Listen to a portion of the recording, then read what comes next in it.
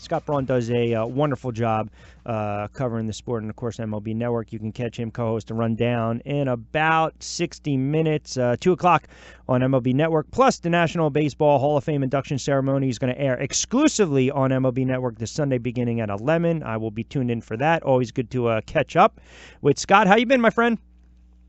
Rich, I appreciate that. I'll give you a little programming note. So, no rundown today. We're airing a day game. I have a speaking engagement, so I am back on Friday. No rundown today. We don't have it every single day because some days day games take over. I think that's true. Phillies Dodgers today, so that takes over. I'll be back on tomorrow, and then rundown regular program. I gave you I gave you a free pop anyway. Yeah, I'll still take it. I don't want to disappoint people when they tune in at 2 o'clock and they find out I'm at a speaking engagement in upstate New York. Yeah, or they're watching Arietta get lit up. But that's, hey, you know what? We'll get to the Phillies in a second. By the way, Mets down 1-0 against the Padres. You can't make this stuff up with the Mets now with Cespedes. What's your whole read on this? And it's gotten to the point, I think, where not only do you got to get rid of the manager, but you're going to have to figure out a way to get a GM in place here in New York. Okay, so you're right on you can't make this stuff up because I could not make stuff up like this. Like, they do a really good job, and I'm pretty creative. I feel like I am. We come up with segments every day, but, I mean, this is next level, what they do on a daily basis. I mean, there's a number of things to be upset about from the weekend. Obviously, the Cespedes thing is bananas, but I don't put any – wait, let's start here. You think that Mickey Callaway should be to blame for this stuff and should be let go? No, I think the problem with Callaway is, how do you not know if one of your best players is going for an MRI? How do you not know if your best player is hurt or not? I don't know if it's manager speak. I just think right now he's so overwhelmed and it's gotten so out of hand that he has to be the fall guy. And I typically don't act like that. I don't say things like that unless it's a really bad situation. I think it's gotten to the point where heads have to roll. I mean, you have to blow it up. So as far as Mickey Callaway is concerned, I think that he can be a very successful big league manager. I think he's one of the coolest cats I've met, a guy that fits the mold of being a middleman between the front office and the players. And I think the problem goes above him. So I don't think he received the information. And if he's not receiving that information because there's a disconnect, and Yoenis Cespedes in particular, because I remember from last year having conversations with Terry Collins about not knowing this same information. He just didn't always necessarily publicize it. But obviously in the sports world, there's a lot that's covered up where, a guy might be out for the day and they say it's a routine off day. He might actually be a little banged up. That stuff happens all the time. With Cespedes, he's working out with a different staff that's in Florida, and the communication line's just not good. And Mickey Callaway actually came in there and did a ton. I remember I sat down with him multiple times to find out what he was doing differently. They really were working on some very different projects. Cespedes is a whole nother story. And some of that also has to do with Cespedes personally. So that's something that the Mets need to figure out with him, and they haven't been able to do so. So I wouldn't put almost zero blame would I put on Mickey Callaway for this, because I literally think he did not receive any information besides always asking and trying to find out. He would have had to go down to Florida, go up to Cespedes, and I think he still wouldn't have found out because it didn't sound like Cespedes told much of anybody about this and just went to some random doctor. No. Listen, I agree with what you're saying. I'm not. You can't blame him for a guy that's injured or the message getting lost. I just think he's so overwhelmed. He's so overwhelmed, and he wants to be the nice guy, and then all of a sudden, I was actually happy he got a little aggravated with the media, but it's hard to now turn around and be that hard-nosed type of a manager when you want to be the player's manager, and it's about fun, and it's about baseball. I just think it's a flat-out mess.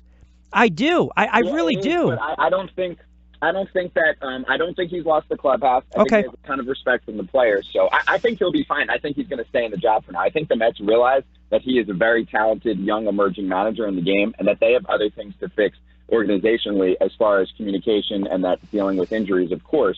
So here's one problem. In the modern day, we do not have three bosses doing the same exact job.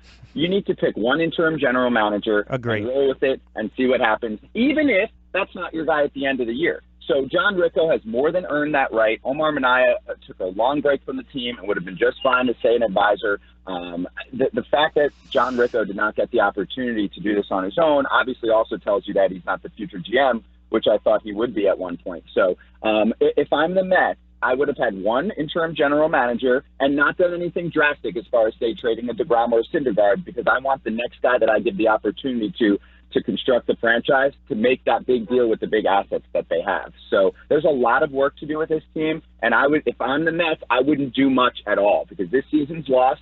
Make sure you get the right guy in place to run the team as a GM and start a new era, because Sandy Alderson obviously is sick and probably won't be back with the team again, or not at that role. Yeah, and I don't. And Minaya doesn't want the job as well. No, he doesn't. No, yeah, Scott. You think Gary Sanchez injury lets Aaron Boone off the hook, at least for now?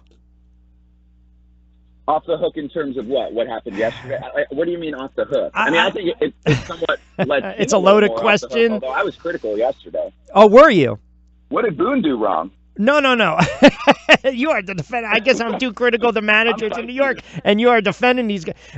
No, I again. I like them. I really do, Rich. I like both the managers. I like Boone too, but listen, if Sanchez isn't hustling, don't you have to come out and basically call him out for that? In the first inning, you're saying you would have taken him out right away? I think I would have benched him the next day. Well, he hit the DL the next day. That was yesterday. That's what I'm saying. The DL takes him off the hook. That's my whole point. He goes on the DL. Yeah, so here's the real problem. And this happened with the St. Louis Cardinals, and I was very critical of it because I actually called the game Brewers-Cardinals, a guy named Alex Reyes, who's one of the best pitching prospects in the game, and I love him. Great stuff. He can be a number one. And he pitched one game, and he lied about a previous injury, and he's done for the entire year. Gary Sanchez clearly was hurt, and he said that, and he wanted to play through it. That's not an excuse. That's why I was critical, because I was critical for two reasons. One, why are you playing if you're that banged up, DL status? Like, we don't need to lie. You're not losing your spot on the team. You're a great player. Go back on the DL. I know it stinks, but you have to go back on the DL, and you got to get treatment. You can't lie. That's how you hurt your team nowadays. And I know everyone tries to play through things, but clearly there was a problem there. That's number one. And number two is, they're still on top of that. The hustle's not there. So my whole thing is I don't want you on the field if you can't play up to that ability. If you have to jog around, I don't want you on there. Not every player is 100% all the time, but I put everything in this situation on Gary Sanchez for not being honest with the team. And this happens with players a lot. And some of them, I'm sorry, you have to take the blame if you're not going to tell the team that, hey, I have a problem. Can you check this out?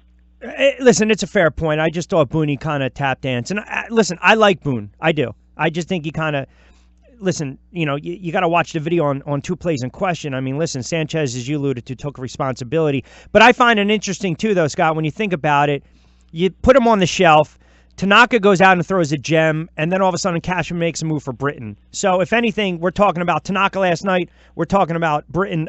What did you think of Tanaka last night for the Yankees? And I think he's going to be an integral cog for that starting rotation, at least going forward. Because if they have any hopes of catching the Boston Red Sox, it's got to come from that starting rotation.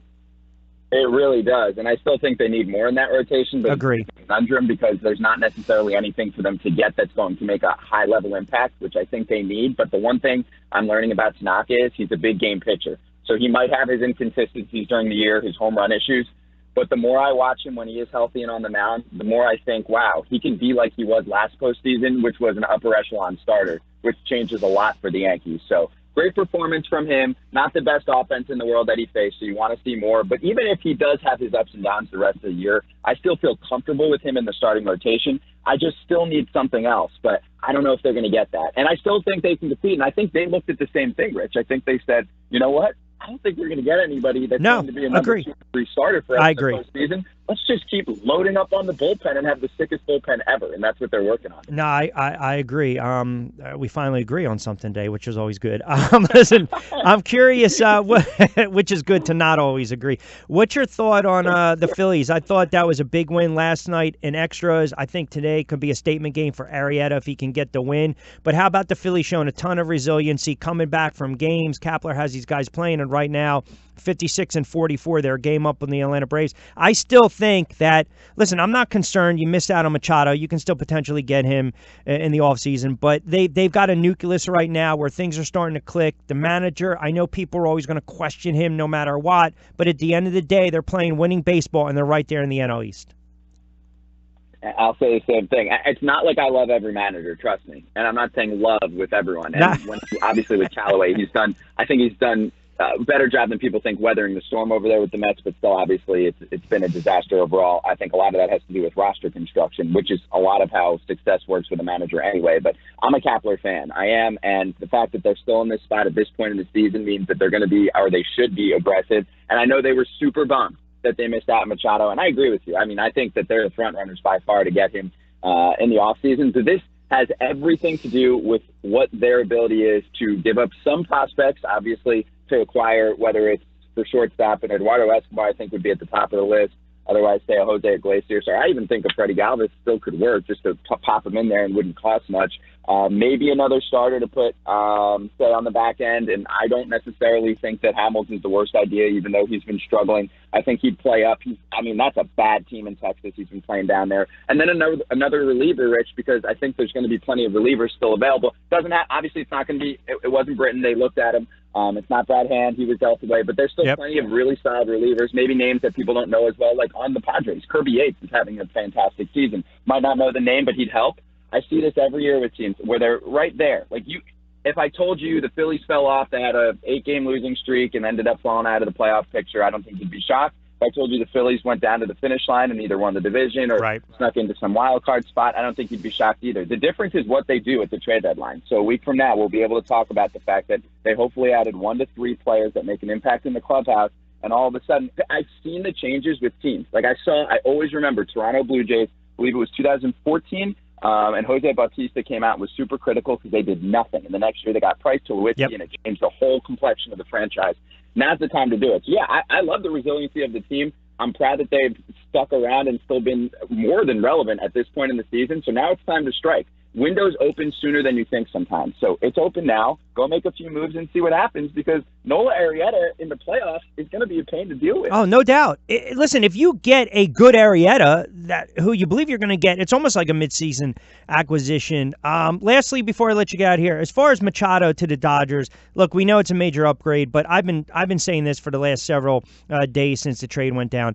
It doesn't matter what team landed him. At the end of the day, it's what team's going to outbid the other team. That's the way I look at it. And maybe he wants to stay in Los Angeles. I don't know. But at the end of the day, he's going to command the Dodgers.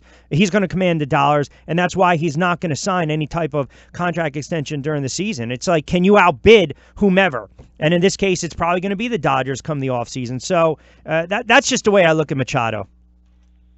I don't think he ends up with the Dodgers, just because then what are you doing with Corey Seager? And Corey Seager costs you nothing. And I think he'll be fine by next season.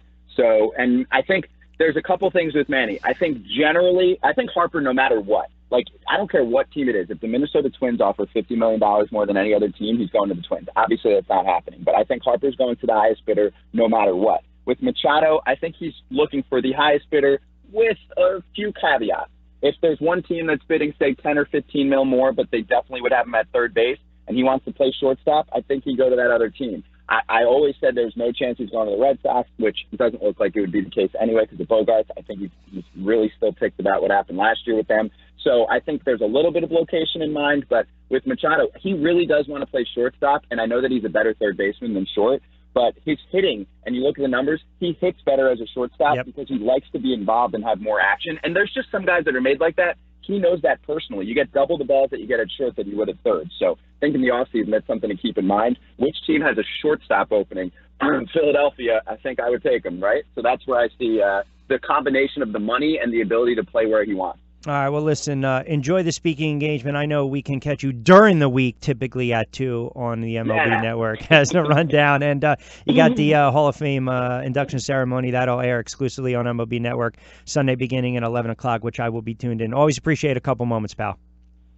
Thanks, Rich. Great talking to you, and I'll be on right after the Hall of Fame stuff, too, on Sunday. All right, you got it. All right, Scotty, be well, pal. Scott Braun does a very good job covering baseball, MLB Network.